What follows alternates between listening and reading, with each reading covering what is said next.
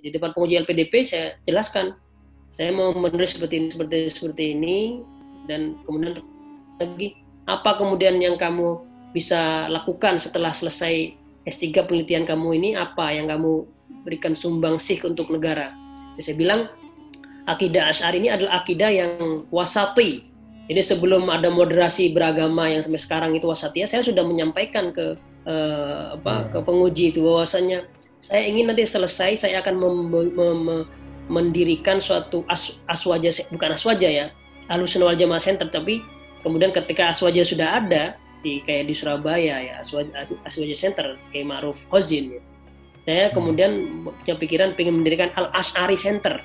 Jadi lebih spesifik kepada akidahnya, Al-Asy'ari Center. Kalau aswaja kan lebih luas. Aswaja itu Ahlussunnah wal Jamaah meliputi mazhab 4 dalam fil fiqh wal maturidiyah wal asy'ariyah fil aqidah fil usuluddin wal Imam Al-Junaid Al-Baghdadi fi tasawuf, itu aswaja. Tapi saya pengennya lebih fokus kepada Al-Asy'ari ya, Center. Kenapa? Karena memang akidah ini yang kemudian membuat seseorang atau kelompok itu kemudian menjadi radikal ya. Karena berangkat dari ideologi yang keliru, yang gampang menyalahkan, sedikit menyalahkan, membid'ahkan, ini yang kemudian menjadi cikal bakal radikalisme dan terorisme. Tipsnya ya tadi ya, kita berdoa, minta doa ke orang tua, dan PD, percaya diri bahwasanya apa yang kita sampaikan itu kita kuasai, dan boleh jadi pengujinya itu tidak lebih tahu daripada kita. Karena contohnya masyru'ul bahas, doktorah kita, S3 kita, itu kan kita yang lebih tahu lagi apa yang kita akan tulis gitu. Nah, karena ini satu yang baru gitu, seperti mungkin saya menulis tentang perkembangan mazhab Asy'ari di Indonesia. Kan selama ini kan saya rasa belum ada ya tokoh yang menulis secara detail sejarah masuknya Asy'ari ke Indonesia. Siapa yang membawa kemudian, terus bagaimana perkembangannya dari zaman ke zaman. Kita kan belum tahu, bahkan jangan kan Asy'ari, Islam aja masuk ke Indonesia masih simpang siur dulu ya, waktu zamannya orientalis itu merusak sejarah Islam Indonesia ya. Orientalis Belanda itu Snok Ronj. Ya, betul. Kemudian kita sempat ketemu Dokter ya 2017 di Amsterdam. Ketika itu ada acara PCNU Belanda. Jadi PCNU itu menyatukan kita semua. Yang awalnya saya belum mengenal Dr. Alfian, akhirnya bisa mengenal. Yang awalnya hanya di Facebook ya, kemudian bisa mengenal langsung. Dulu S3 saya pulang kemudian ke Indonesia, tes, alhamdulillah lulus LPDP, tapi bukan sebagai awardi yang reguler, tapi awardi yang khusus untuk disertasi, untuk pembiayaan disertasi. Yang lulus mendapatkan beasiswa penelitian itu saya yang terbesar kedua, nilai penelitiannya sekitar 60 juta. Masya Allah.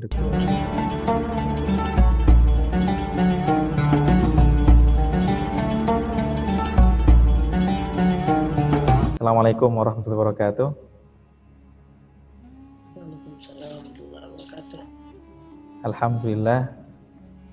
Wassalatu wassalamu ala Rasulillah Sayyidina Muhammad ibn Abdillah wa ala alihi wa sahbihi wa mawala amma ba'du. Alhamdulillah kita ditakdirkan bisa bertemu kembali Dokter ya di online. Alhamdulillah. Tentang bagaimana memberikan motivasi terkait beasiswa di Maroko. Kita sengaja datangkan dari negeri jauh, dari Maroko yang berbatasan langsung dengan Spanyol Dokter ya, untuk memberikan motivasi kepada teman-teman santri, teman-teman mahasiswa di Madura khususnya dan di Indonesia, bahwa beasiswa itu untuk kuliah di luar negeri sampai S3 tidak perlu menjual sawah, tidak perlu menjual sapi Dokter ya. Alhamdulillah. Kita langsung kenalan langsung. Beliau adalah Dr. Alfian Iqbal Zahasfan yang baru selesai melaksanakan S3 di Darul Hadis Al Hasaniyah, Jami Al Qarawiyin, Maroko. Monggo dokter langsung perkenalan bagaimana latar belakang dokter sebelum ke Maroko, di mana saja perjalanan ilmiahnya.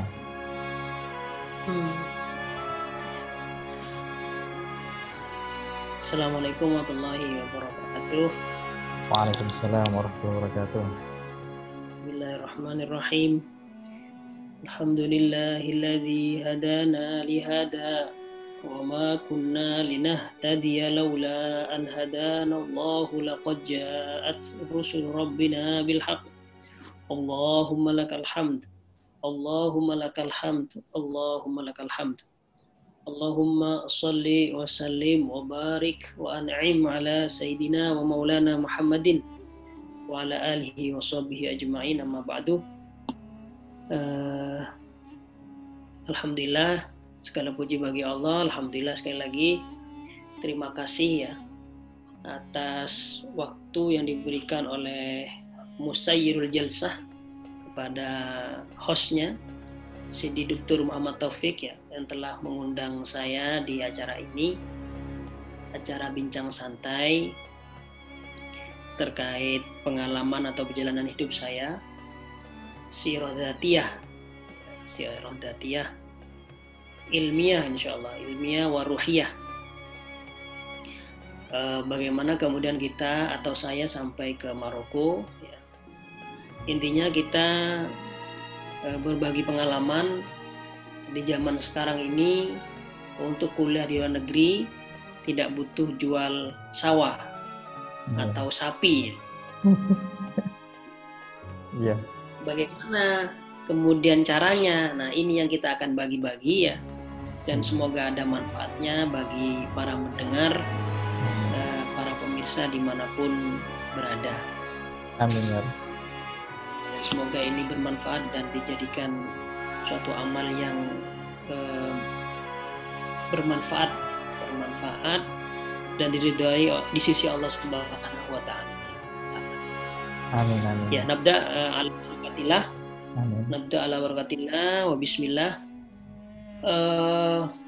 Sebagaimana kemarin telah saya sampaikan kepada Sidi Taufik ya, bahwasanya tema saya kali ini mungkin bisa kasih judul Min Daris Sunnah ila Darul Hadis ya. Ya, mengapa? Karena saya berangkat dari Darus Sunnah yang ada di Jakarta, di Ciputat, kemudian melanjutkan S2 saya di Darul Hadis Al Hasaniyah di Kota Rabat. Tapi sebelum saya ke Ciputat ya, sebelum ke Darus Sunnah, akan saya cerita dulu ya, bagaimana saya kemudian bisa sampai ke Darus Sunnah. Karena untuk masuk ke Darus Sunnah saja di Jakarta yang di bawah asuhan almarhum Profesor Dr. Kiai Haji Ali Mustafa Yaakob itu harus ada seleksi ya. Tidak semua yang daftar itu bisa lulus ya. Karena pada waktu itu memang terbatas, hanya sekitar kurang lebih 15 orang yang diterima, laki-laki dan perempuan. Dan diterima untuk bisa mondok, tinggal di pesantren Darus Sunnah yang diajar langsung oleh Profesor Dr. Kiai Haji Ali Mustafa Yaakob. Setiap hari kita ngaji Kutubus Sittah dan kitab-kitab yang lain. Ya.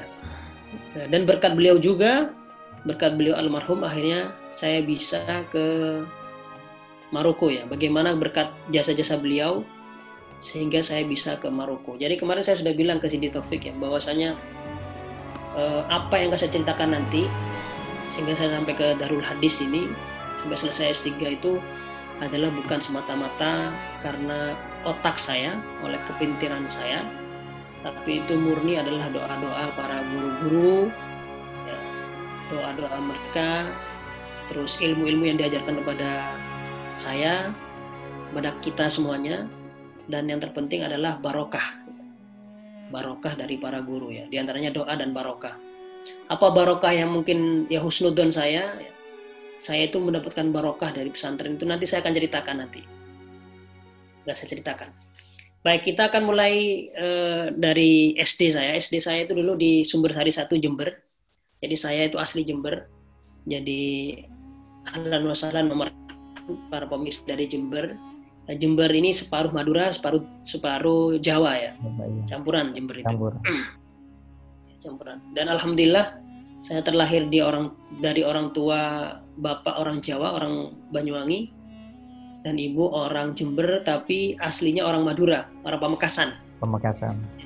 Jadi ayahnya ibu saya itu orang Pamekasan, asli orang Pamekasan. Sujain. Kayaknya Tolabeng. Iya. Masya Allah. Tolabeng gitu. Di Tolabeng itu. Iya. Jadi di dalam darah saya ini ada darah Jawa dan darah Madura. Blasteran betul ya? Ya, blasteran. Iya. Dan alhamdulillah, saya bersyukur pada Allah akhirnya saya itu bisa bahasa Jawa, juga bisa bahasa Madura. Alhamdulillah. Karena ketika sowan kepada kiai-kiai Madura itu mereka kadang-kadang ceramahnya ngobrolnya pakai bahasa Madura gitu. Iya betul. Dan itu diksinya itu tidak bisa digantikan dengan bahasa Indonesia gitu. Jadi ketika ceramah dengan bahasa Madura itu berbeda dengan kita mendengar terjemahnya. Iya. Itu subhanallah gitu. Contohnya seperti saya dulu pernah ngaji ke Kiai Hasan Abdul Wafi ya. Nanti akan sampai ke sana saya cerita. Iya. Beliau punya diksi rock ngeroknya. Rock, iya. Ke temor, ngerok, terus ngerok itu kayak mengganggu lah rock ngerok itu. Iya. Ke temor ke deje, kalau kebera ke temor gitu. Apa saya care dan sebagainya, banyak diksi-diksi yang saya ketika mendengar langsung dengan pakai bahasa Madura itu subhanallah ya, sangat menyentuh ya. Ya, itu dari orang tua saya. Alhamdulillah saya punya darah orang Madura, Kiai Sujai Tabrani, dan salah satu teman pengajar di Institut Agama Islam Negeri Pamekasan juga ada paman saya di sana. Nah, satu almater dengan Dr. Taufik ini, namanya Kiai Haji Abdul Muti Tabrani. Iya. Beliau itu putranya adiknya mbah saya. Jadi Kiai Tabrani itu adiknya Kiai Sujai itu Tabrani. Jadi ya, ibu saya dengan Kiai Haji Abdul Muti Tabrani itu sepupu. Iya. Iya betul. Kiai Tabrani itu satu masa dengan mbah saya, Dokter.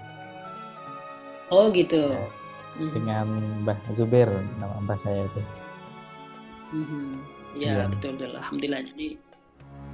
Jadi kita masih dekat lah. Ya. Sejarah dari Mbah. Alhamdulillah.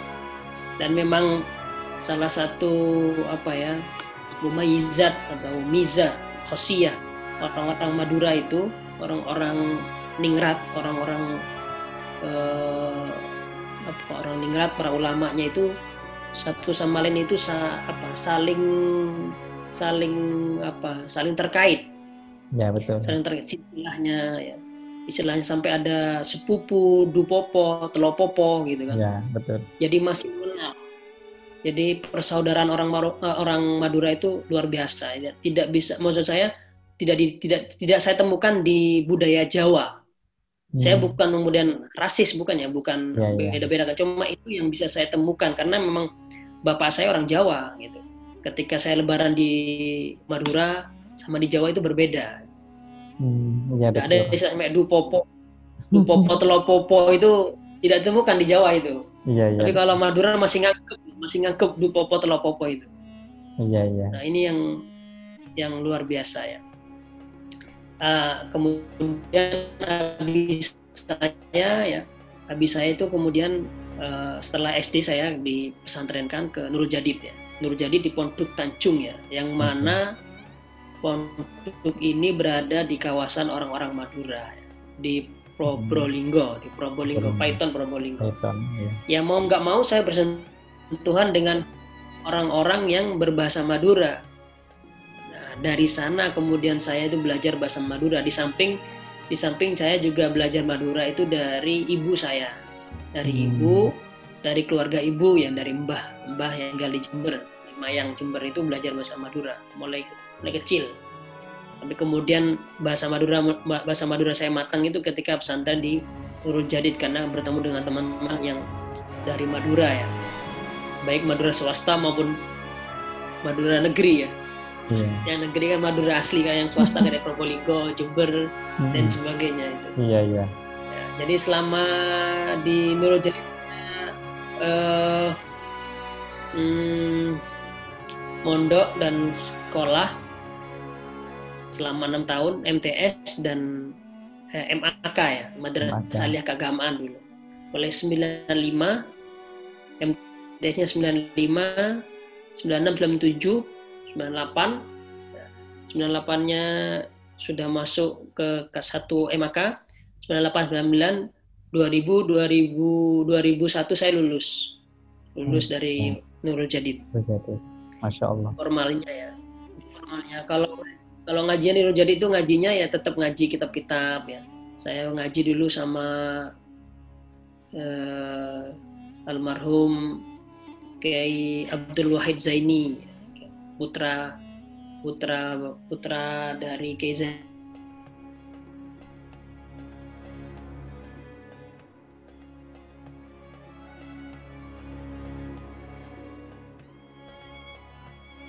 Ya, dokter. Sekarang. Ya, assalamualaikum dokter. Ya, gimana? Ya, mohon maaf ini barusan ada gangguan sedikit. Terkait ini dokter apa? Di sini agak ramai dokter ya.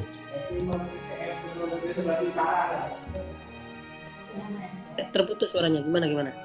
Ya. Bentar. Ya, halo dokter.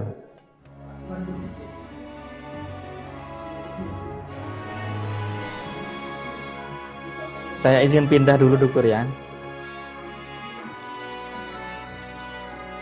Ya, lanjut. Ya, saya izin pindah cari tempat internet yang kuat. Gimana? Iya. Gak apa-apa Sidi. Gak apa ya. Gak apa-apa. Kam dakika. 3 menit dokter.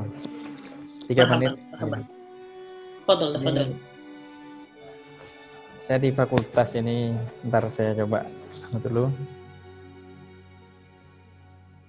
Sudah mulai lancar lagi dokter ya. Ya.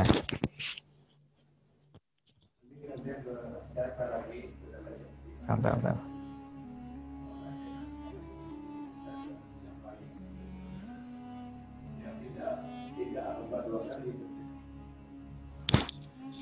Ya, assalamualaikum dokter. Ya, waalaikumsalam. Ya. Masih putus-putus ya. Waalaikumsalam. Bentar. Saya coba telepon bentar ya. Pelan.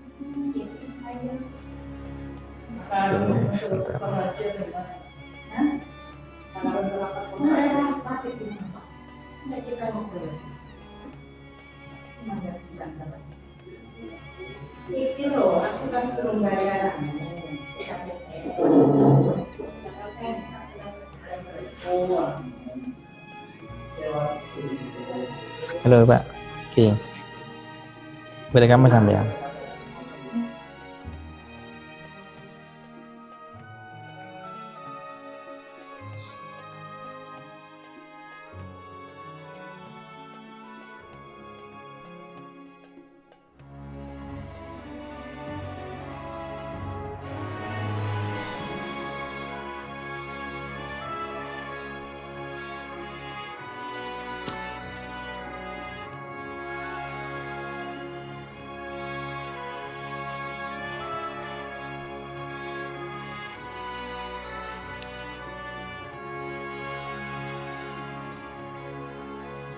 Ya, assalamualaikum dokter. Waalaikumsalam warahmatullahi. Ya, monggo dokter sudah lumayan stabil ini. Oh gitu. Oke. Baik. Ya kalau stabil bisa dulu aja di-cut, nggak apa-apa. Oke, siap. Baik ya. Karena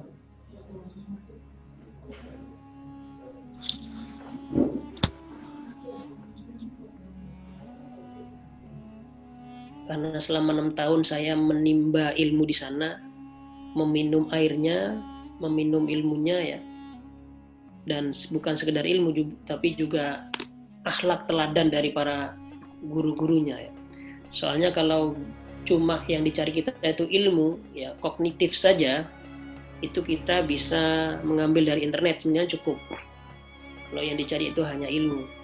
Tapi kalau teladan, inspiratif ya, doa dan berkah itu tidak bisa dicari di internet. Itu harus dicari dari figur ya, dari figur yang memang yang berakhlak mulia dan dekat dengan Allah.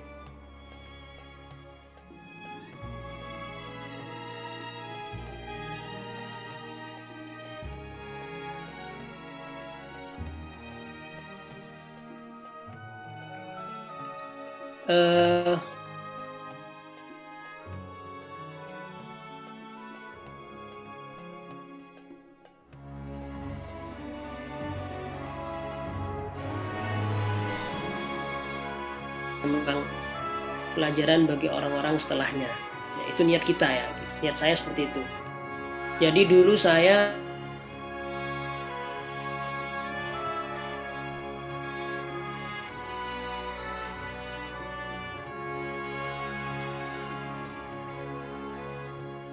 tidak pernah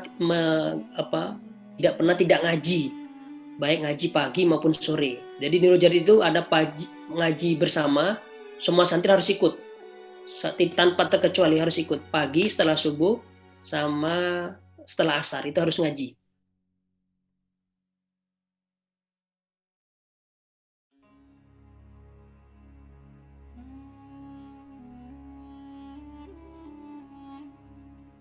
Di pesantren di Masjid Jami' Besar Rojadid, kemudian emakannya saya ngaji ke Kiai Hasan Abdul Wafi.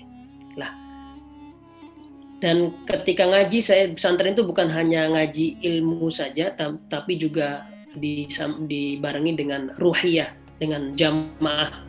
Alhamdulillah saya selalu ikut sholat jamaah 5 waktu di masjid itu, dan saya sholatnya selalu di belakang imam.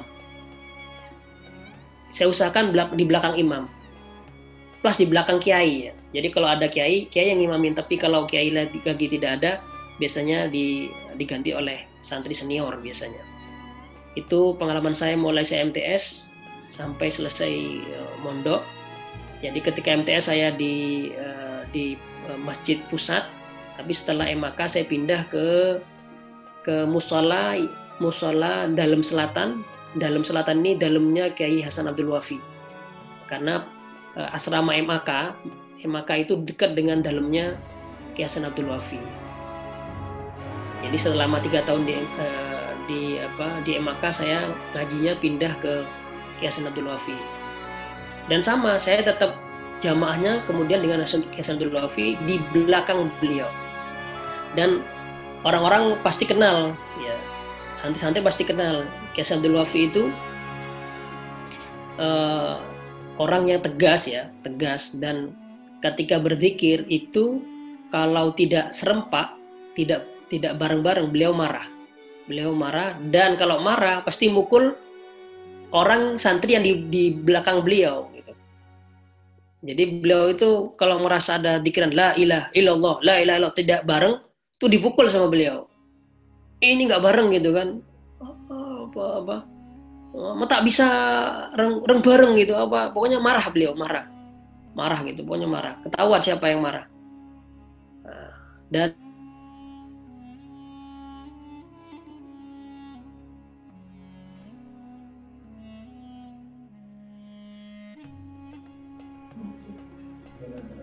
saya anggap sebagai barokah dipukul sama tasbihnya kiai itu ya. Meskipun terkadang yang kena pukul itu bukan yang salah, tapi karena bareng-bareng ada salah satu yang tidak bareng, kemudian yang dipukul yang di belakang gitu. Istilahnya rusak sebelanga gitu, istilahnya peribahasanya itu kan. Rusak susu karena nila sebelanga gitu kan, karena nila setitik merusak susu sebelanga gitu. Nilainya cuma setitik, cuma susunya yang sebelanga itu yang sebanyak itu jadi rusak. Jadi itu saya pengalaman saya dengan beliau. Dan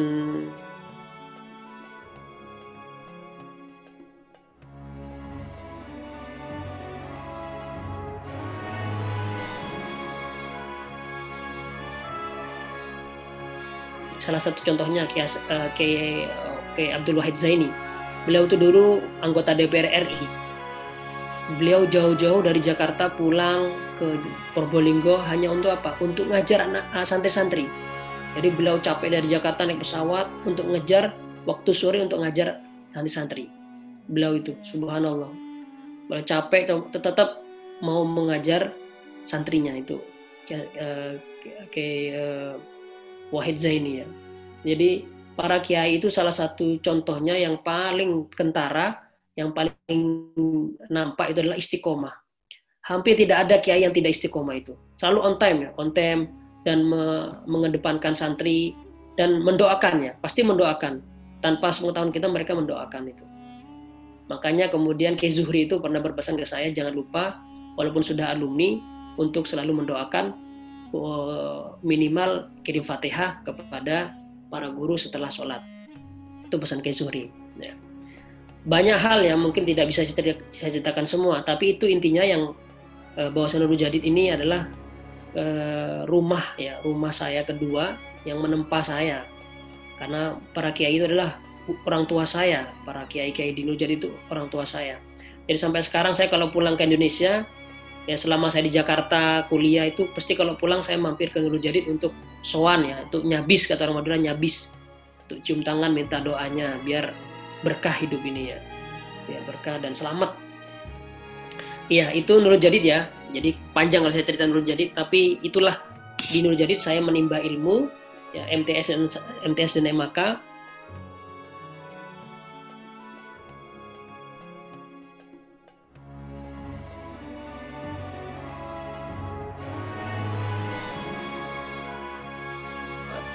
Campuran antara ya tidak modern juga tidak salaf gitu. Kalau salaf artinya kan ngaji kitab kuning aja. Nah, setelah lulusannya juga tidak mendapat ijazah. Coba kalau di Nurul Jadid kita habis pagi ngaji, nanti setelah jam 7 kita mandi, kemudian sekolah pakai seragam, masuk lokal gitu di bangku-bangku kelas seperti itu. Nanti pulang siang makan istirahat, sore ngaji lagi sama kiai. Itu Nurul Jadid seperti itu. Nanti badal isya ngaji lagi di gang-gang sama para asatid seperti itu. Itu Nurul Jadid seperti itu. Kemudian saya merasa kurang pede untuk langsung kuliah tahun 2001 itu. Jadi kemudian saya nyabis atau sowan ke Kiai Zuhri. Kiai Zuhri, saya mau melanjutkan mondok salaf.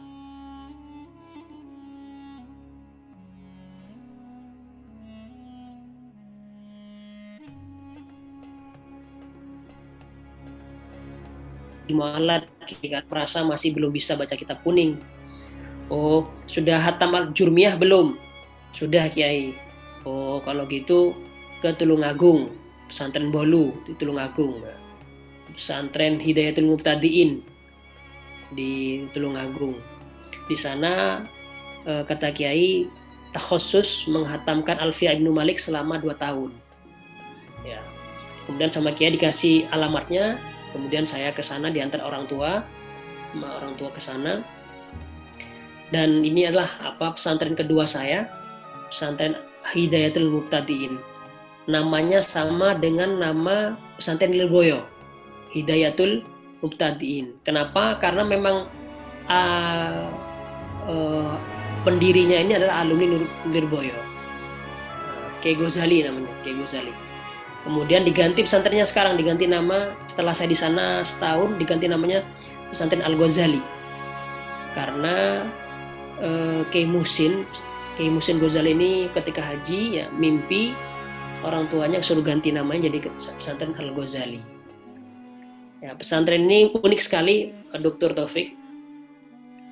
Kenapa unik? Karena santrinya hanya sedikit, kurang lebih 30 orang. Iya.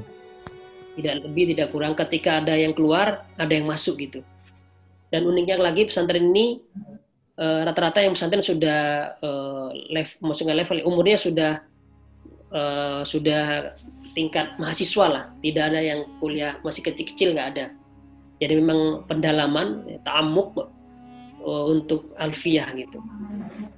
Dan menariknya pesantren ini tidak ada aturannya. Jadi tidak ada aturan yang mengikat dan tidak ada ujiannya, Sidi. Masya Allah. Jadi pesantren itu tidak ada ujiannya. Saya pernah bertanya ke Kiai Muhsin Ghazali, Kiai Muhsin, kenapa pesantren ini tidak ada ujiannya gitu? Kata beliau, ujiannya langsung di masyarakat katanya. Luar biasa ya. Jadi pesantren itu bebas, sangat bebas sekali. Mau tidur, mau apa aja terserah. Sampai ada saya punya teman dulu waktu pesantren di sana bukan rawat ya, memelihara ayam. Malah nggak ngaji, malah ngajinya jarang-jarang, malah ayam yang diurus. Jadi bebas sekali ya. Dan pesantrennya ada di bawah lereng gunung, ya Allah. Masya Allah. Itu pesantren Al-Ghazali ya. Saya belajar alfiyah di sana 2 tahun. Setelah itu saya kemudian lanjut ke Jakarta, ke Ciputat untuk kuliah.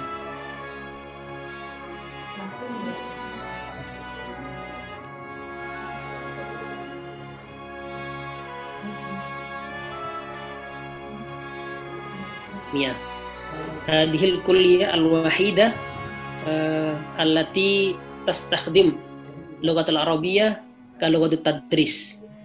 Jadi fakultas ini adalah salah satunya fakultas di UIN Syarif Hidayatullah yang menggunakan bahasa pengantar bahasa Arab.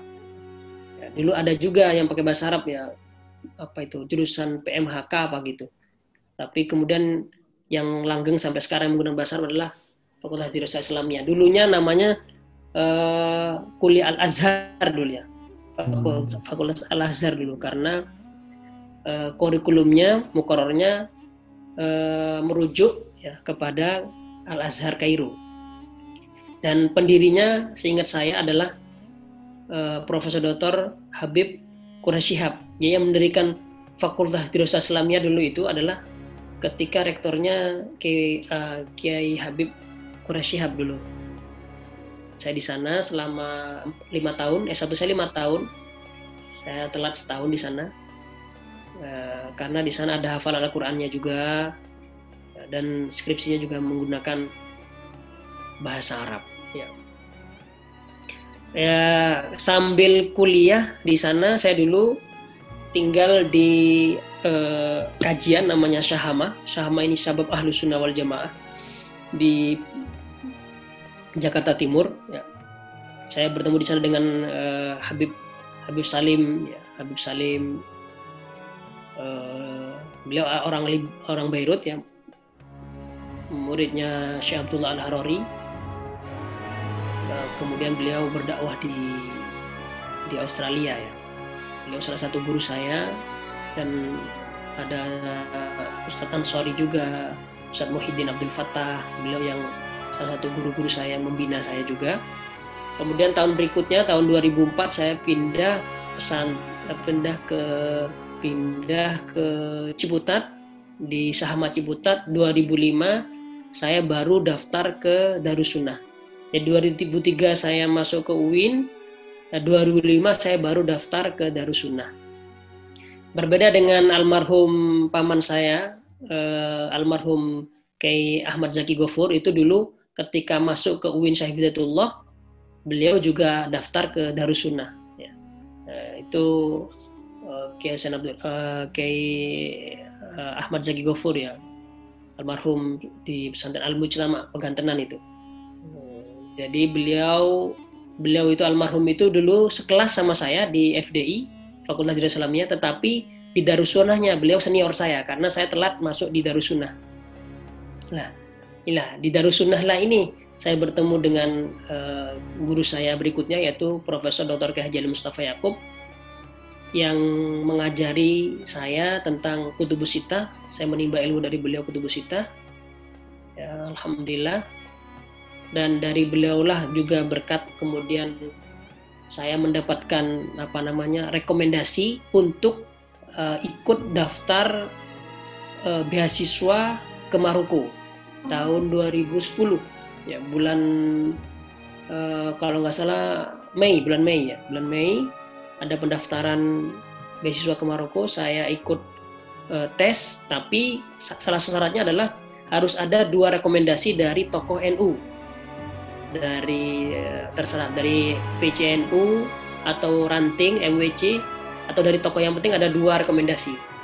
Ya, saya waktu itu minta rekomendasi ke Kiai Halim Sutabakum waktu itu sebagai pengurus PBNU waktu itu. Ya, waktu itu masih kepengurusan Kiai Said Akil Sirot ya, awal, karena 2010 kan beliau awal-awal terpilih sebagai ketua Tanfidiyah, dan Kiai Halim Sutabakum salah satu pengurusnya. Yang kedua saya minta pengurus MWC Ciputat waktu itu, ada 2. Nah, kemudian saya tes di PBNU, saya lulus alhamdulillah. Sebenarnya saya waktu itu ikut tes 2 si Taufik. Tes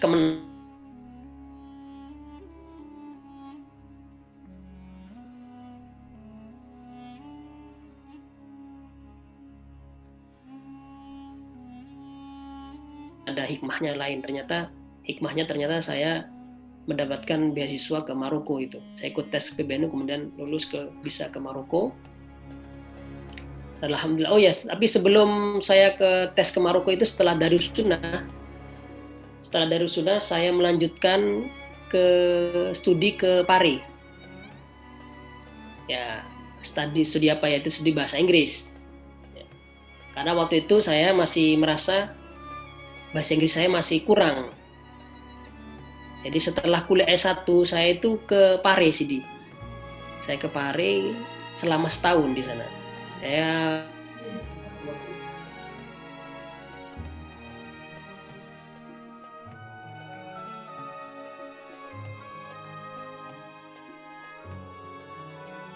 bahasa Inggris saya masih payah ya, masih jelek, sampai sekarang masih kurang bagus.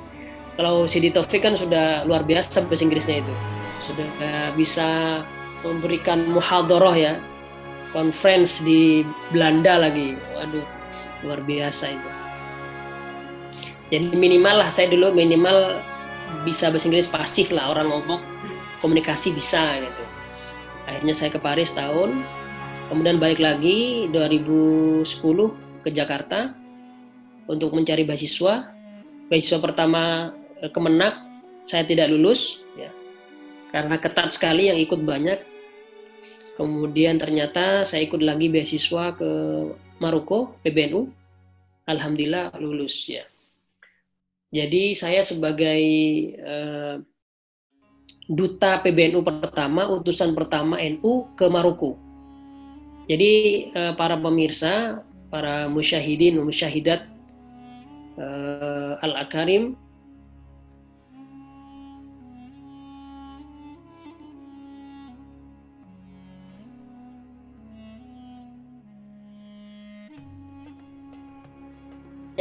lembaga sekarang sudah menyediakan beasiswa, di antaranya lembaga-lembaga ormas ya, PBNU atau Muhammadiyah dan sebagainya, banyak. Bahkan lembaga kenegaraan juga sudah ada terbentuk seperti LPDP ya, lembaga LPDP, lembaga apa? Jadi mengelola dana pendidikan LPDP. Salah satunya Sidi Taufik juga dapat ya untuk S3-nya ke Malaysia, alhamdulillah. Alhamdulillah.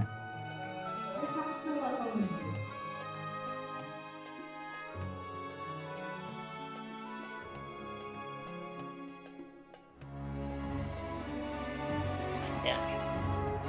Nanti saya cerita ya, untuk ke Maroko ya, alhamdulillah saya tes dan saya lulus, alhamdulillah. Ada 15 orang waktu itu diutus ke Maroko 2010, bulan September kita berangkat. Alhamdulillah di sana ternyata kita dites lagi sih Jadi waktu itu PBNU tidak memberikan informasi ya. Ternyata kalau ternyata yang sudah lulus di PBNU itu dites lagi. Akhirnya ketika tes di Darul Hadis, jadi dari 15 itu 10 S1, yang 5 utusan S2. Jadi yang 10 ini S1 masuk semua, tapi bukan di Darul Hadis. Yang 10 ini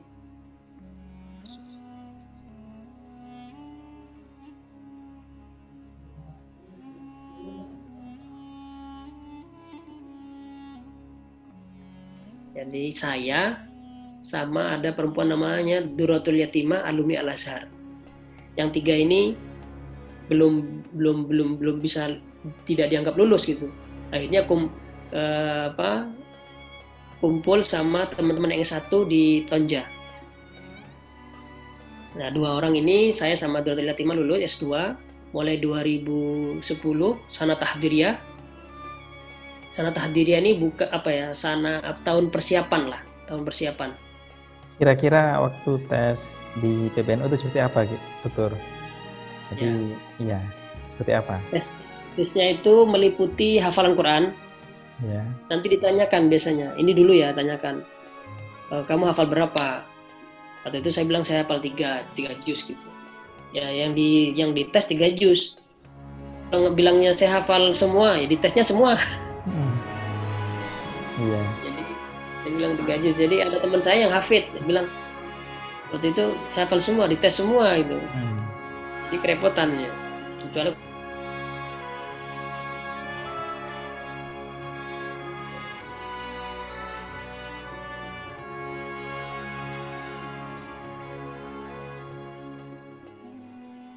kemudian materi tesnya juga tentang KN1, keaswajaan, dan tentang keindonesiaan.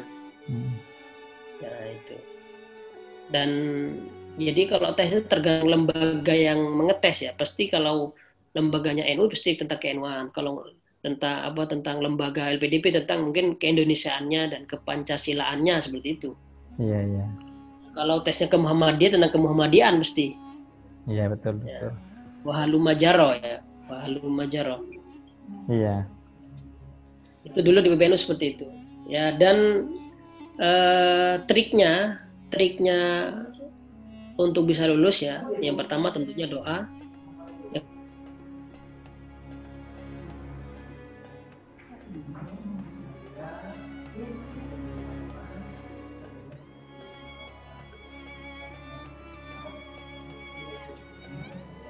Harus percaya diri ya.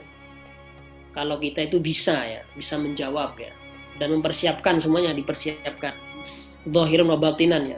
Sholat waktu itu saya sholat tahajud ya, sholat duha.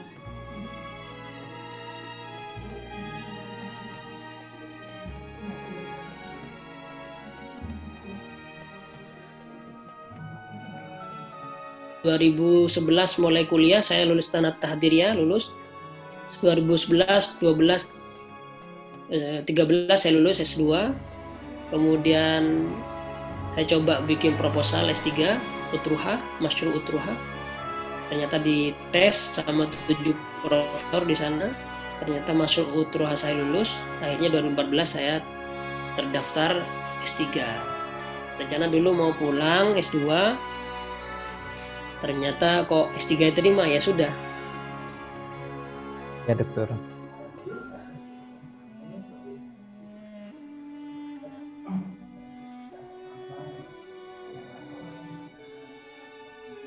Kampusnya Ustaz Abdul Somad. Bedanya Ustaz Abdul Somad dulu itu lebih spesifik kontennya ya, mata pelajarannya itu ke hadis. Tapi di zaman saya rektornya sudah berganti ya, dan orientasinya sudah juga berubah. Jadi Darul Hadis di zaman saya itu tidak sekedar nggak belajar hadis, meskipun ada hadis, cuma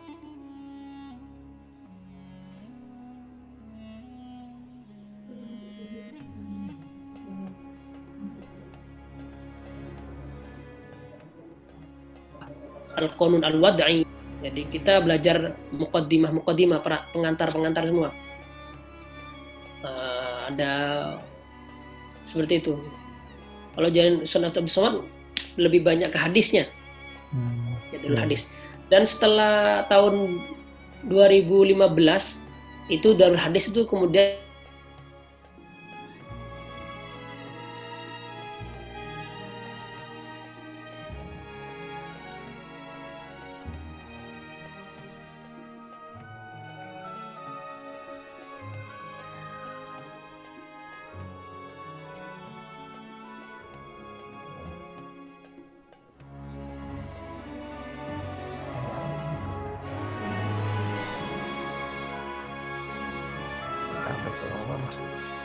betul. Kampus saya Darul Hadis ini di bawah Universitas Al-Qarawiyyin, yang mana Al-Qarawiyyin ini adalah kampus tertua di dunia, lebih tua dari Zaitunah, lebih tua dari kampus Al-Azhar. Ya, betul. Satu abad Al-Qarawiyyin ini. Masya Allah. Dibangun oleh Sayyidah Fatimah Al-Fihriyah. Fatimah Al-Fihriyah yang membangun.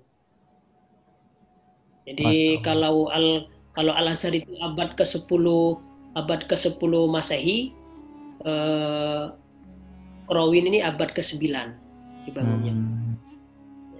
Ya, dokter. Jadi itu. Ya.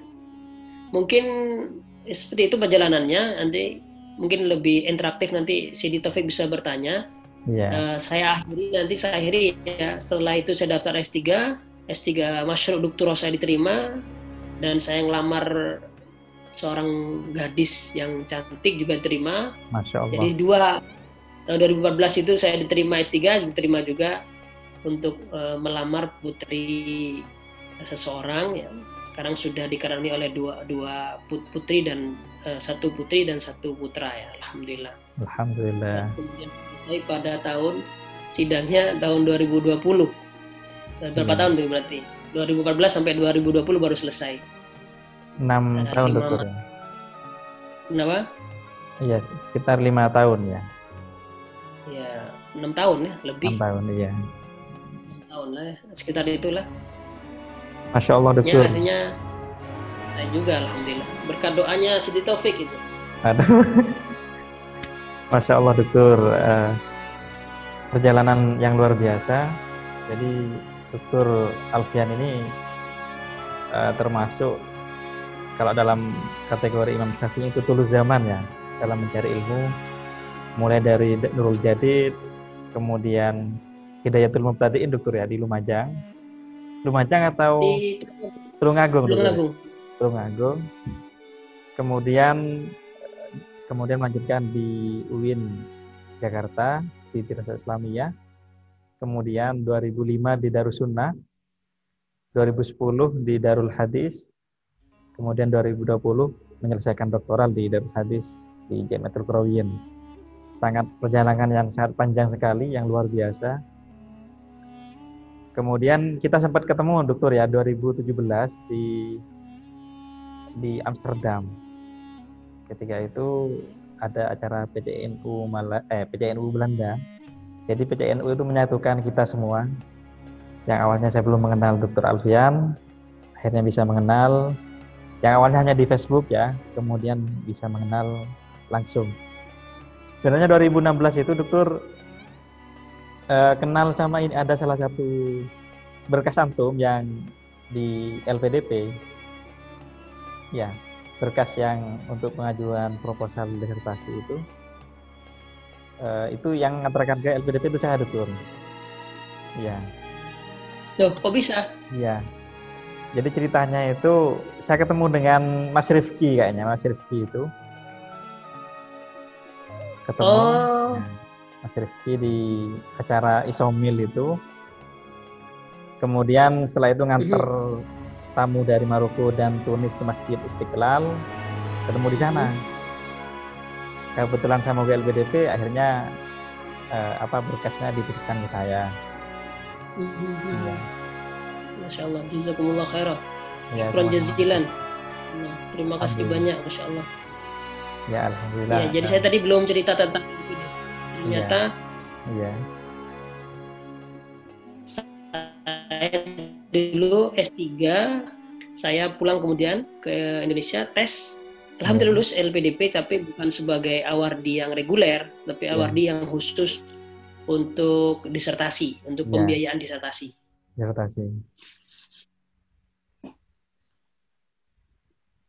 Itu 2016 dokter ya? 2015? 16 ya. Sama dengan 16 saya. Ya, 16. Ya, 16. Jadi kira-kira motivasi dokter untuk ke Maroko itu apa? Kenapa kok bisa milih Maroko? Apakah ada sir atau apalah? Ya, monggo dokter. Jadi kalau ditanya kenapa kok milih Maroko, sebenarnya saya sebenarnya tidak milih Maroko, tetapi saya dipilih oleh Maroko ya. Allah yang memilih Maroko untuk saya. Masya Allah. Karena dulu saya waktu selesai S1 itu kepinginnya, namanya juga impian ya, impian seorang ya. Saya itu ingin ke Belanda, ke Leiden dulu S2-nya. Ima ke Leiden, ima ke Beirut, ima ke Al-Azhar, atau ke Harvard, Amerika, atau satu lagi ke Cambridge kalau nggak salah. Atau Oxford University di Inggris. Iya. Ya. Itu namanya juga mimpi ya. Dulu kan saya suka mimpi gitu. Walaupun bahasa Inggrisnya pas-pasan, saya ingin gitu loh. S2 itu beasiswa, kemudian tidak minta ke orang tua, sudah bisa mandiri, dapat dibiayai sama beasiswa gitu kan. Pokoknya mimpi aja, mimpi. Walaupun nggak bisa bahasa Inggrisnya, masih nol putul ya, yang penting kita bikin aja. Iya betul. Ya ternyata yang keluar malah tidak semuanya gitu. Malah yang keluar Maroko. Tidak pernah dalam benak saya itu S2 ke Maroko itu, bahkan saya Maroko ini mana Maroko. Kalau Maghribi udah kenal, misalnya Maghribi gitu kan. Maroko ini mana gitu kan. Ya itulah, Masya Allah, qadarullah ya, ternyata manusia itu hanya bisa berencana, Allah yang menentukan. Allah yang menentukan ya. Ternyata Masya Allah ya, banyak hal, banyak ilmu, pengalaman yang diambil dari karena tidak ada yang lebih baik kecuali dari pilihan Allah ya, dari takdir Allah Subhanahu wa Ta'ala. Betul dokter. Sama 2016 lalu itu. Jadi ketika, sedikit cerita juga, ketika S2 saya itu sebenarnya nggak ada keinginan untuk S3 dokter. Ya pengennya dulu itu setelah S2 pengen menikah sih, gitu aja. Setelah itu saya sowan ke para kiai-kiai termasuk Gusmus, Kiai Maimun Zubair, terus Langitan. Meskipun saya belum pernah mondok di sana, setidaknya saya pengen barokahnya beliau lah. Jadi setelah waktu itu saya ikut tes di Pati, itu program LPTNU untuk S3, untuk S2, S3 di Arab Saudi dokter, ceritanya itu. Jadi ketika saya S2 di Surabaya, saat itu saya ada tawaran beasiswa dari PBNU, LPTNU untuk ikut tes di Arab Saudi. Nah, akhirnya saya ikut, coba-coba ikut, sekalian main sowan-sowan ke Pati, terus ke Mbah Maimun, ternyata diterima yang ke Arab Saudi itu. Ternyata setelah itu kemudian sampai sekarang itu visanya tidak keluar. Jadi visa yang ke Arab Saudi itu tidak keluar ya. Lulus tapi visa nggak keluar. Visa nggak keluar. Akhirnya hampir sekitar setahun nggak keluar. Mbah Maimun itu memberikan motivasi seperti ini. Jadi sebelum mau tamat itu, sudah santri itu harus S3, artinya nggak boleh sampai S2, nggak boleh hanya LC saja, nggak boleh hanya SPD, apalagi SPDI katanya. Harus sampai S3, katanya, harus doktor, kata beliau. Nah akhirnya saya karena dari visa nggak keluar, akhirnya saya ikut LPDP tahun 2016 itu. Ikut LPDP, alhamdulillah malamnya itu saya sowan ke rektor saya di Yaman, Al-Ahqaf. Kebetulan beliau ada di Gresik, saya sowan. Beliau memberikan satu amalan dokter, hanya surat Al-Fatihah.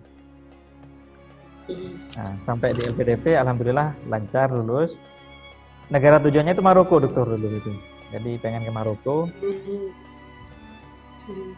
Namun pada perjalanannya Rektor Al-Ahqaf itu menyarankan saya ke Malaysia. Ikhtar Jamiah Islamiyah Malaysia. Sebagai santri saya itu ya mau tidak mau harus patuh sama Rektor Al-Ahqaf. Akhirnya saya sebenarnya pengen sekali ke Maroko, akan tetapi rektor saya memilihkan dan Allah juga menakdirkan saya kuliah di Malaysia. Seperti itu. Alhamdulillah. Meski dulu mungkin karena niatnya saya keliru dokter. Jadi saya ke Maroko itu niatnya karena dekat dengan Spanyol. Jadi ke Eropa itu dekat. Ternyata meskipun di Malaysia 1 bulan setelah saya diterima di Malaysia, itu setelah 1 bulan setelah saya kuliah di Malaysia, saya ngirim paper dan diterima juga untuk presentasi di Belanda itu dokter. Jadi semuanya ini ada hikmah yang luar biasa. Betul kata dokter, jika kita ini taat kepada guru, taat kepada kiai, maka insya Allah kita akan mendapat keberkahan. Sebenarnya saya pengen sekali belajar seperti dokter di Al-Qarawiyyin, yang merupakan kampus tertua di dunia. Untuk saat ini seperti apa sih mekanisme untuk daftar di Al-Qarawiyyin itu dokter? Apakah bisa lewat jalur beasiswa LPDP atau limber dokter atau bagaimana dokter? Monggo. Ya, dulu LPDP itu awal-awal terbentuk itu beberapa kampus di Timur Tengah ada, tapi kemudian ada kebijakan berikutnya, ada beberapa kampus di Timur Tengah itu dihilangkan, dihapus. Yeah. Ya, untuk di Maroko itu kemudian dulu ada 2 di Maroko, yaitu kampus Jami'ah Muhammad Al-Khamis, dan Jami'ah Al-Qarawiyyin. Kemudian terakhir itu yang diterima hanya Jami'ah Al-Qarawiyyin. Muhammad Al-Khamis dihilangkan. Iya dokter. Dan banyak kampus Timur Tengah itu yang di skip ya, yang dicoret-coret itu sudah tidak. Jadi lebih banyak orientasinya LPDP ke barat malahan. Iya. Eropa, Amerika gitu. Yang Timur Tengah hilangkan, nggak tahu kenapa, apakah memang itu ranahnya Kemenak, padahal kan LPDP juga menggandeng Kemenak juga. Wallahu a'lam, saya itu urusan mereka, orang-orang di atas itulah. Tapi memang perjalanan itu. Nah, ketika kemudian Al-Qarawiyyin ini masuk salah satu kampus yang mendapatkan beasiswa, saya tahun 2016 ya ikut daftar gitu untuk beasiswa penelitian 2016. Kalau nggak salah waktu itu berarti bareng kita ujiannya sih ujian di mana itu, di Bintaro ya. Saya di Surabaya dokter. Oh Surabaya, saya di Jakarta di Bintaro waktu itu.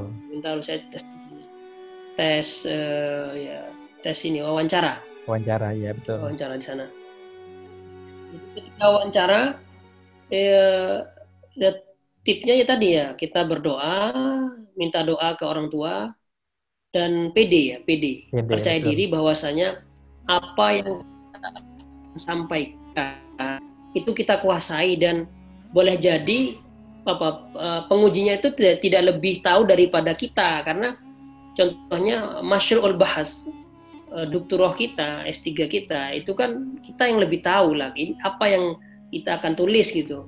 Nah, karena ini satu yang baru gitu, seperti mungkin saya menulis tentang perkembangan mazhab Asy'ari di Indonesia. Kan selama ini kan saya rasa belum ada ya tokoh yang menulis secara detail sejarah masuknya Asy'ari ke Indonesia.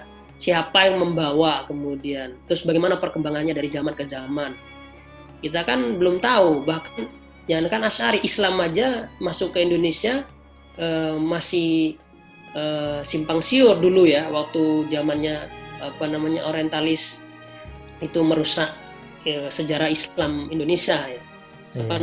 Orientalis Belanda itu yang terkenal siapa itu?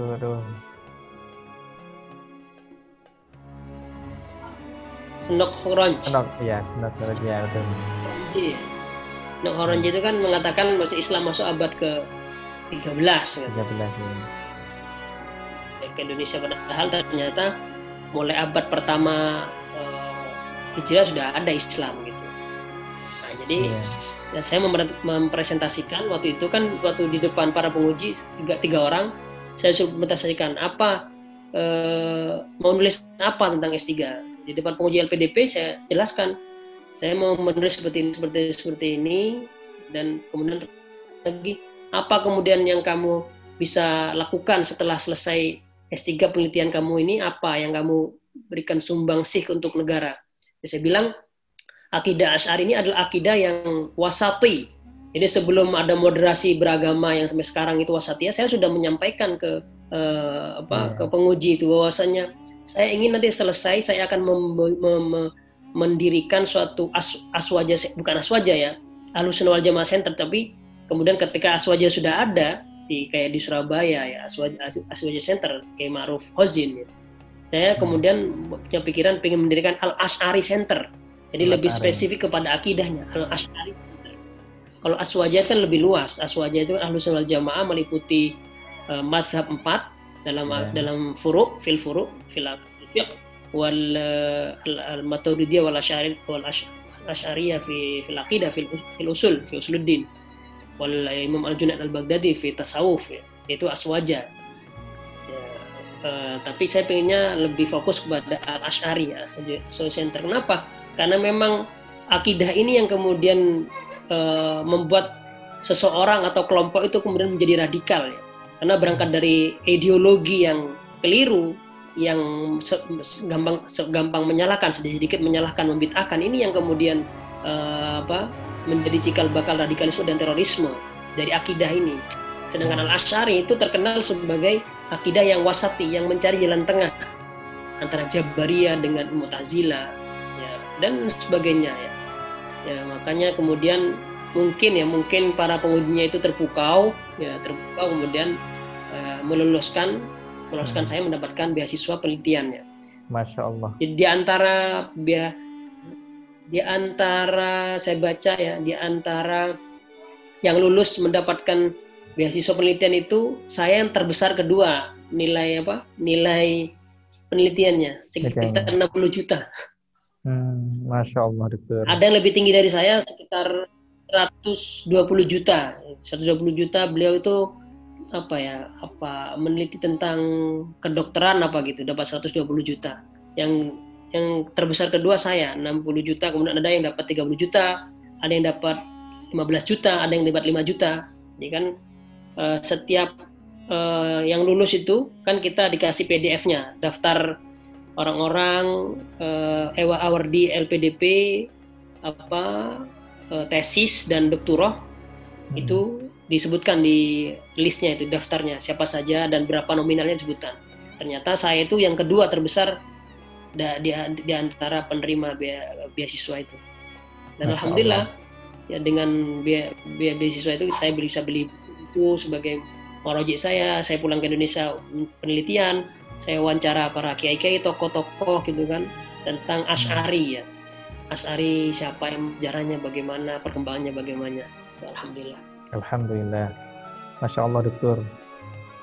Memang betul harus pede, dokter ya. Sama ketika saya juga ketika wawancara ditanya, ini umur berapa katanya. Saya bilang 25 waktu itu, 24 waktu itu kan. Yakin mau S3 katanya. Yakin katanya.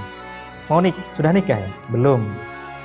Gimana S3 belum menikah ini katanya, kata pengujinya itu. Saya jawab, nanti saya menikah setelah saya diterima LPDP katanya. Ternyata betul diterima. Akhirnya betul setelah diterima LPDP saya menikah. Kemudian yang paling unik lagi ketika wawancara waktu itu, yang salah satu wawancaranya itu profesor dari UIN Surabaya, sekarang jadi jadi sekretaris PWNU, dokter, Prof. Muzaki. Ya, Prof. Muzaki itu. Ya, alhamdulillah bisa pede di depan Prof. Muzaki dan pemuji-pemuji lainnya itu, berkat Al-Fatihah itu yang diberikan Habib Abdullah Baharun semalam itu. Kemudian yang paling lucu lagi ketika tes ketiga itu ada LGD. leadership group discussion itu dokter, itu kan pakai bahasa Inggris dokter ya. Kalau wawancara bisa pakai bahasa Arab, bahasa Indonesia itu kan. Tapi ketika LGD itu pakai bahasa Inggris. Dan waktu itu bahasa Inggris saya memang kaku lah. Namanya memang gak ada persiapan untuk bahasa Inggris karena waktu itu saya pakai TOEFL yang bahasa Arab tesnya itu. Nah, ketika itu saya 10 orang gitu kan. Ada tesnya juga seperti itu dokter kalau yang di penelitian. Ada. Enggak, kalau penelitian nggak ada LGD-nya, nggak ada. Nggak ada ya. Nggak ada, cuma wawancara saja. Iya. Saya itu ada dokter. Kata teman saya yang ikut tahun kemarin, bahasa Indonesia mas katanya. Nah ternyata waktu saya itu 2016 ternyata pakai bahasa Inggris. Waduh, saya ini gimana ntar lagi ngomongnya ini kata. Akhirnya ketika LGD itu perkenalan dokter, kenalan satu-satu 10 orang itu kenalan. Ada. Dan LGD itu apa? Mungkin pada kita nggak tahu LGD itu apa. LGD itu bisa dijelaskan di Taufik. 10 orang, jadi setiap peserta LPDP itu yang ikut ujian. Itu singkatan bahasa Inggris. Iya, leadership group discussion. Kan singkatan itu. Iya. Singkatannya leadership gitu. Group discussion ya. 10 orang itu ngumpul gini kan. Ternyata yang 10 jadi orang ketika ya dokter. Ya, 10 orang itu. Ya, lanjut. 10 orang itu buat lingkaran gitu, buat ada meja bundar 10 orang. Kemudian disuruh perkenalan. Ternyata ada alumni Harvard. Waduh, mati saya nih kata itu. Alumni Harvard, alumni Oxford. Keren-keren pokoknya. Ada alumni NUS, NU cabang Singapura. National University Singapura itu dokter. Waduh, mati saya nih kata itu. Ada alumni NU cabang Australian National University itu. Ada alumni Tokyo, pokoknya keren-keren yang 10 orang itu. Hanya saya yang alumni Timur Tengah, kemudian S2-nya di Surabaya. Sunan Giri University Surabaya kata itu. Kata orang Madura Cia dokter, nyampe saya itu Cia. Yang lain Harvard, ekspor itu pokoknya keren-keren, saya itu Cia karena alumni Surabaya S2-nya. Tapi saya tetap pede. Ketika profesor memberikan kertas tentang judul tentang tema diskusi. Iya, saya lihat, wah judulnya kok obesitas ini kata itu. Sedangkan saya kan judulnya obesitas. Nah, obesitas. Waduh, ini kan biologi, saya kan cari ini gimana ini kata itu. Udah, yang lain tuh sudah oret-oret itu, memetakan sudah yang dari Harvard dan sebagainya, Oxford dan seterusnya itu. Saya bingung, ini apa yang dicoret ini gitu. Akhirnya profesor yang 2 orang itu yang di depan yang memandu, memberikan pengantar lah untuk jalannya diskusi pakai bahasa Inggris. Saya jujur gak paham dokter, gak paham sama sekali. Cuma pahamnya apa? Any question katanya. Saya ngacungkan tangan. Ada pertanyaan, saya ngacungkan tangan langsung. I'm sorry Mister, can I speak by Arabic language? Katanya itu. Mohon maaf, saya bisa nggak pakai bahasa Arab? Katanya itu. Akhirnya profesor nanya ke yang lain. Anyone can speak Arabic? Katanya. No, katanya. Waduh, yang lain nggak bisa. No Mister, you must speak by English. Waduh, mati juga ini katanya. Tapi saya tetap ngirim Fatihah kepada Al-Habib Abu Bakar bin Abdul Al-Attas seperti yang telah yang disampaikan oleh guru saya Al-Habib Abdul Baharun. Kalau dalam masa kesulitan, kirimlah Fatihah kepada Rasulullah dan kirim juga Fatihah kepada Al-Habib Abu Bakar bin Abdul Al-Attas, guru spiritual dari beliau, salah satu wali kutub pada zamannya di Tarim itu. Saya kirim Fatihah. Alhamdulillah diskusi jalan dokter. Jadi jalanlah, semuanya bicara sudah dokter, bicara semuanya. Tinggal saya 1 orang yang belum bicara itu. Akhirnya saya bicara, saya cuma ngasih 2 kata kunci waktu itu, bahwa teman-teman ini kata saya itu muter-muter dalam sport dan olahraga kata itu, dan kemudian dengan membakar kalori Dan saya ingin memberikan solusi baru bahwa obesitas bisa ditangani dengan halal food and back to our nature, kata gitu aja saya. Jadi kata kuncinya halal food dan kembali ke alam itu. Oke, thank you, sudah selesai saya bilang, nggak lama-lama. Dan alhamdulillah profesor yang 2 orang itu mengapresiasi pendapat saya bahwa halal food, waktu itu belum ada halal industri halal food di Indonesia itu. Belum booming ya waktu itu halal food itu. Alhamdulillah profesor mengapresiasi dan 2 minggu kemudian ada email dan diterima dokternya. Yaitu berkah dari Al-Fatihah itu dokter, kepepet itu aslinya itu. Muncul aja ide bahwa halal food dan kembali ke alam itu. Ya sudah, alhamdulillah diterima dan akhirnya bisa S3 dokter ya, tanpa menjual sawah. Dan tadi yang gaji nanya pakai bahasa Arab tuh, kemudian boleh diem atau gimana?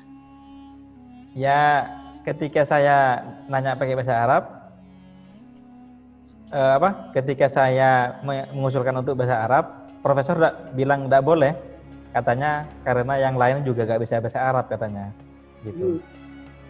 Jadi tetap harus pakai bahasa Inggris gitu kata dokter. Jadi nanya pakai bahasa Inggris? Ya nanya saya dokter, nanya. Akhirnya saya jadi nanya pakai bahasa Inggris. Iya, meskipun berantakan lah. Iya. Jadi saya nanya memberikan diri bahwa saya itu boleh enggak saya pakai bahasa Arab gitu. Can I speak by Arabic language katanya. Ternyata tidak boleh katanya dokter. Jadi saya waktu itu nggak yakin lulus dokter, tapi mungkin karena doanya para guru kita termasuk Kiai Maimun Zubir dan Abdullah Baharun, Habib Abdullah Baharun, alhamdulillah lulus dokter. Ya triknya mungkin kata dokter tadi doa, yang utama itu doa, kemudian apa tadi dokter ya? PD dokter ya. Jadi kita harus PD ini. Kemudian yang terakhir usaha maksimal. Mungkin kalau dokter?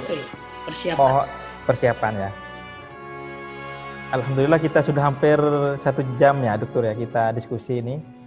Mungkin dokter memberikan closing statement terkait mahasiswa, terkait motivasi bagi teman-teman mahasiswa dan santri khususnya di Madura dan di Indonesia dokter. Monggo.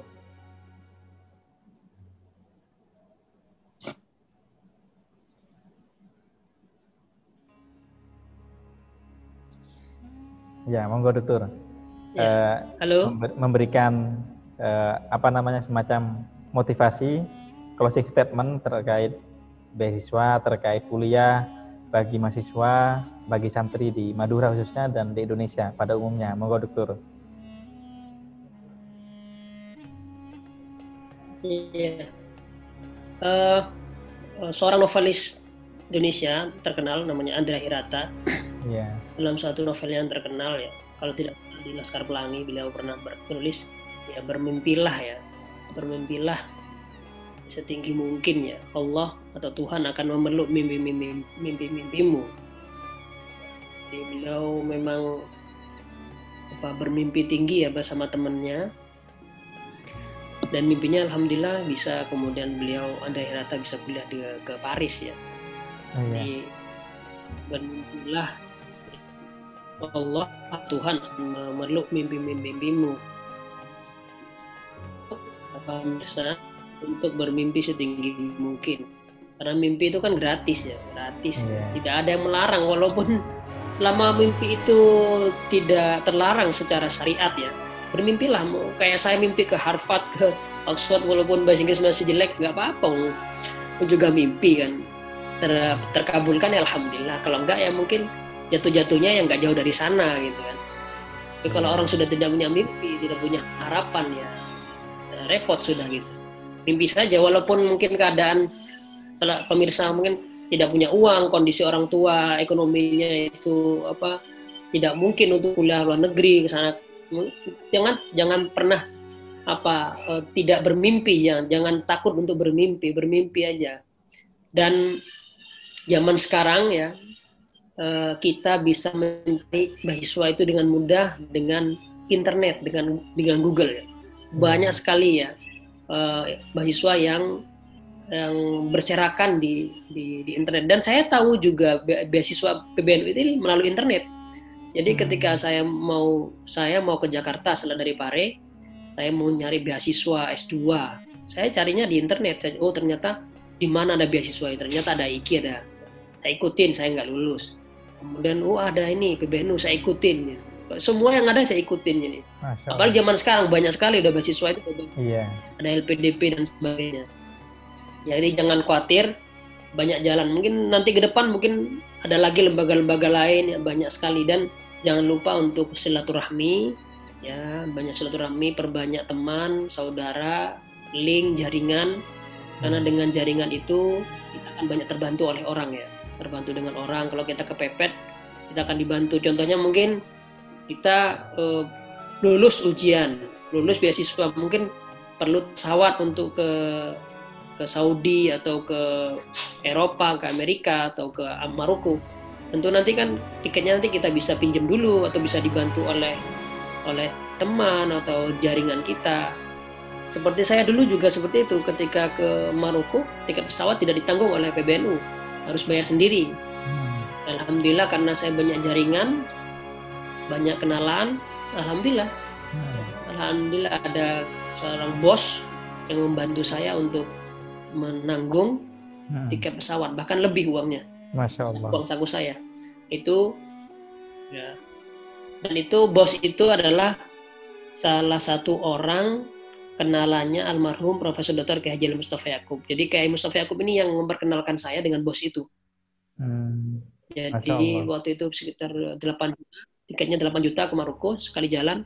Saya dikasih waktu itu 10 juta, jadi 2 jutanya dibuat uang saku gitu.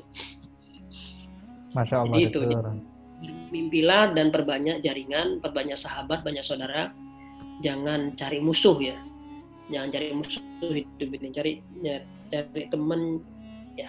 Itu mungkin dari saya ya. Kalau mencari ilmu tentu tulus zaman itu salah satu syaratnya ya. Dan saya tutup dengan semangatnya Kiai Ali Mustafa Yaqub. Beliau mengatakan punya adagium, punya semboyan, nahnu tullabul ilm ila yaumil qiyamah. Ya, kita itu, kata beliau yang sudah profesor ya, beliau mengatakan nahnu tullabul ilm ila yaumil qiyamah, kita adalah penuntut ilmu sampai yaumil qiyamah. Padahal meskipun kita tidak sampai ke yaumil qiyamah mungkin ya. Umur 60 sudah mungkin 63 sudah wafat. Artinya apa ya? Talabul ilmi minal mahdi ilal lahdi, seperti itu. Mencari ilmu itu tidak ada waktu, tidak ada batas waktunya. Al-ilmu bahrun muntahahu yab'udu laisa lahu haddun ilahi yuqsadu. Al-ilmu itu adalah bahrun, samudra. Laisa lahu haddun, tidak ada batasnya. Al-ilmu bahrun, ya. Laisa lahu haddun ilahi yuqsadu, tidak ada samudra, tidak ada pantainya, tidak ada batasnya. Itulah ilmu. Semakin kita menyelami, semakin kita bodoh.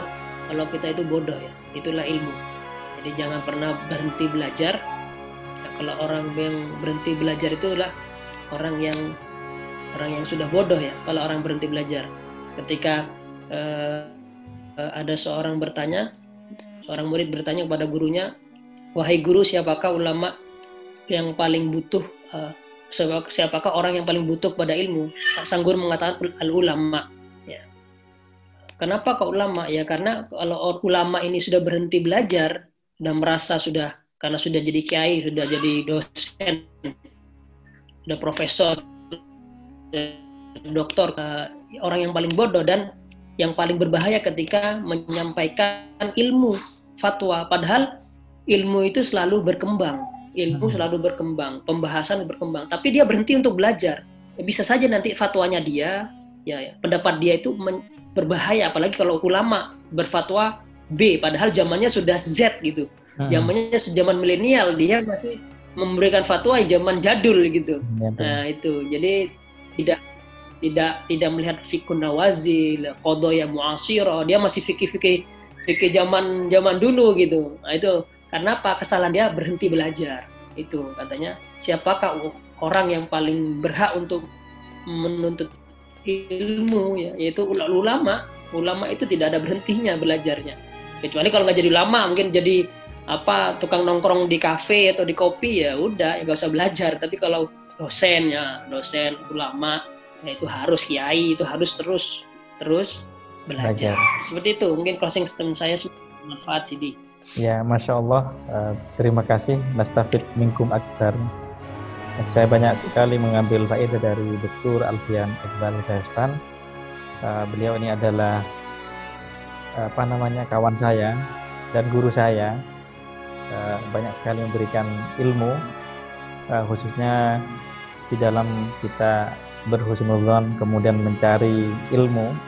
Mencari ilmu itu kata Prof siapa namanya tadi, Prof Mustafa Ali Yaqub ya, bahwa kita natlubul ilmi ila yaumil qiyamah katanya.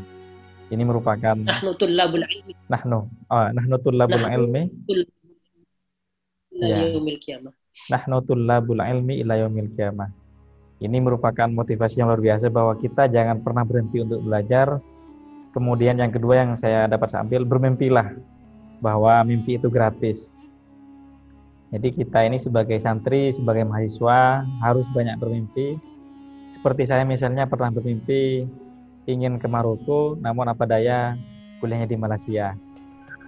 Pernah juga beli tiket ke Maroko, ternyata ketinggalan pesawat. Tidak apa-apa, mungkin di lain waktu insya Allah bisa ke Maroko meskipun tidak kuliah, tapi bisa mungkin postdoktoral mungkin ya. Insya Allah. Amin ya. Nanti ke Maroko bareng saya nanti. Siap dokter. Nanti bareng saya nanti. Postdoktoral dokter ya. Insya Allah nanti bareng saya nanti. Dan satu kali lagi ya, belum ditutup, saya mohon doanya untuk dari pemirsa ya yang menyaksikan ini, yang mungkin menyaksikan secara ulang ini di YouTube, untuk mendoakan saya, insya Allah 1 Oktober akan kembali, dan mohon doanya semoga selamat. Amin, dan semoga Allah selalu membimbing saya ya sampai husnul khotimah nanti ya. Amin. bermanfaat nanti ya untuk umat dan untuk Indonesia NKRI yang kita cintai ini.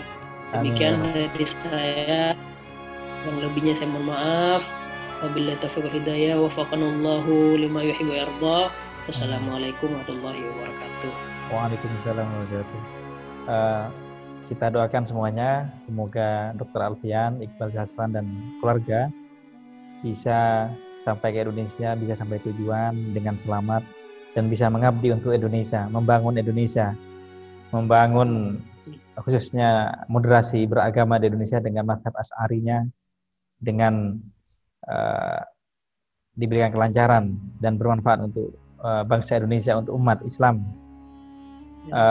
Terima kasih banyak dokter atas waktunya. Mohon maaf banyak mengganggu waktunya ini. Semoga kita bisa silaturahim, bisa ngopi bareng nanti entah di Jakarta atau di Madura atau di Jember dokter ya. Amin. Ya. Amin. Ya. Terima kasih banyak. Mohon maaf. Wal afu minkum wallahul muwaffiq. Wassalamualaikum warahmatullahi wabarakatuh. Ya. Al-Fatihah. A'udzubillahi minasyaitonir rajim. Bismillahirrahmanirrahim. Alhamdulillahil alamin arrahmanir rahim maliki yaumiddin. Iyyaka na'budu wa iyyaka nasta'in. Ihdinas siratal mustaqim. Siratal ladzina an'amta 'alaihim ghairil maghdubi 'alaihim waladdallin. Amin. Ya, terima kasih dokter. Sama-sama. Kita dengan bacaan Subhanakallahumma Subhanakallahumma asyhadu an la ilaha illa anta astaghfiruka wa atubu ilaik. Muhammad. Allahumma shalli wa barik alaih. Terima kasih Sidi Taufik. Ya, terima kasih dokter. Jazakumullah khairah. Semoga bermanfaat dokter. Insyaallah ini sangat bermanfaat sekali untuk teman-teman khususnya santri dan mahasiswa dokter.